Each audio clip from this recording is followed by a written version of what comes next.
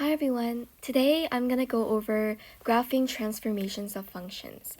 So the first example we have here, I'm just going to be going over what the transformations look like, and then the second example I'm going to go over on how to actually graph the transformations. Okay, so we have y is equal to negative 1/2 times the square root of negative 2 minus x plus 3. Okay, so here we're just going to identify all of the transformations that we're making onto this function. So first thing I notice is that the parent function that we're using here is the square root, sorry, that's black. That's the square root of x. Okay, and what I mean by that is the transformations we're applying to this function. Okay, so firstly, I'm just going to rearrange this to be negative x minus 2. So I can just see a little bit better on what the transformations are. So when you're identifying transformations and you're graphing them, you want to work inside out. What I mean by that is you want to work inside the parent function and then slowly move your way towards the outside. So inside the parent function, we have negative x minus 2. Well, we always want to start with the horizontal shift. Horizontal shift is when you add or subtract a value to the x directly inside the parent function. So here we're doing x minus 2. So when we're subtracting 2, that means that we are adding 2 on the x coordinate. And basically, when we're subtracting 2, we are moving to the right 2 units. So that's the first transformation that we're making. The second one I see inside the parent function is a negative. We are applying a negative to the x, and whenever you apply a negative, that means that you're going to be reflecting the graph across either the y-axis or the x-axis. How can you tell? Well, here we are applying the negative directly to the x inside the parent function.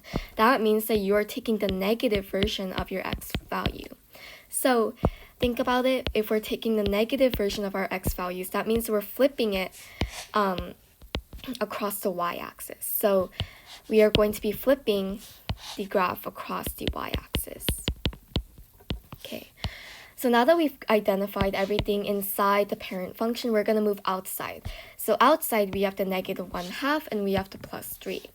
Well, when we're doing graphing transformations, we want to leave vertical shifts for last. So that means that we're going to be looking at the negative 1/2 first. So when you're multiplying the parent function by negative 1/2, first of all, you're doing two things. Number one, if you're multiplying by negative 1/2, that means that you are vertically compressing the graph by a factor of 1/2. So it's a vertical compression by 1/2.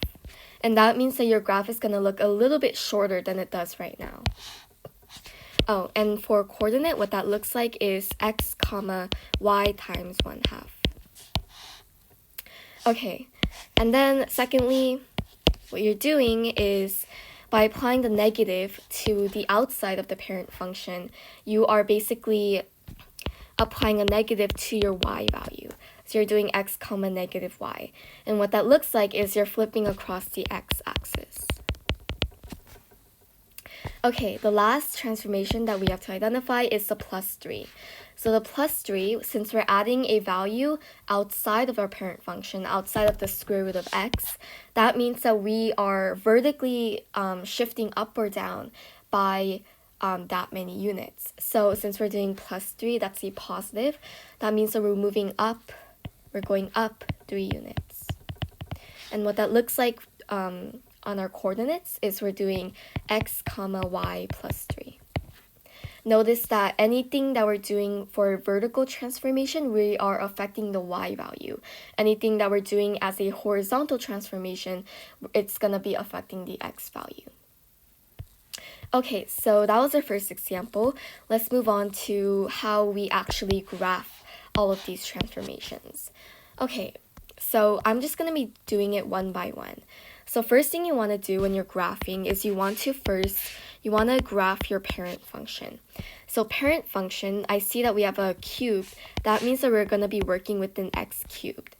So if you didn't know already, and the graph of an x cubed looks like this.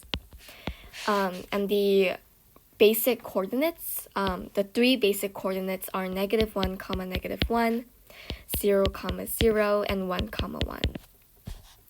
Now, inside of the parent function, we have 2 minus x. I'm just going to rewrite that to be -x plus 2. Okay, so remember what I said. We want to always start off with a horizontal shift if there is any. And that means that we're adding or subtracting a value inside of the parent function. So I see that we have a plus 2. That means that we are, we are adding 2 inside of the parent function. So x plus 2 to the third power. But what that looks like on the graph, horizontal transformations, you kind of do the opposite of what you would expect to do. So although you are adding 2 inside of the parentheses, in the coordinates, you're actually subtracting 2 from your x value, and you're going to the left 2 units. So -1 minus 2, so that would be -3, -3, -1. 0 minus 2 is -2, 0. 1 minus 2 is -1, 1. Okay, and what that looks like on the graph should be pretty straightforward, because all you're doing to the graph is you're moving to the left 2 units. So that would look like this. Like that. Okay, now that we've done a horizontal shift, it's time to do whatever is left inside the parent function. So I see that we have a negative and we are applying it directly to the x. So since we are applying the negative directly to the x, that means that we are affecting the x value. So that means that we are taking the negative of each x value. So -1 times -3 is 3, -1. -1, -2 is 2, 0. -1 times -1 is 1, 1. So all we did here is we reflected it across the y-axis. And what I mean by that is you take this, you reflect it, and then you get something on the other side. Okay, so what that would look like is 3, -1, 2, 0, 1, 1. It would look something like this. Sorry for overlapping, but yeah. Okay, so we've done all of our transformations inside of the parent function. So now we're moving outside. So outside we have the -2 and the +4.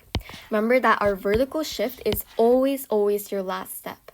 Okay, so you want to do either a vertical stretch or compression or a reflection first before you do a vertical shift. So what we're going to do is we're going to do the -2 times 2 minus x to the third power. And as you can see, each graph I'm adding a transformation on and showing that in my new graph. Okay, so remember that when you're doing a negative constant, you're multiplying a negative constant, you're doing 2 things to the graph. Here, in this case, we are vertically stretching the graph by a factor of 2, and we're also reflecting the graph across the x-axis. So I'm not going to do it one by one, I'm just going to do it all together.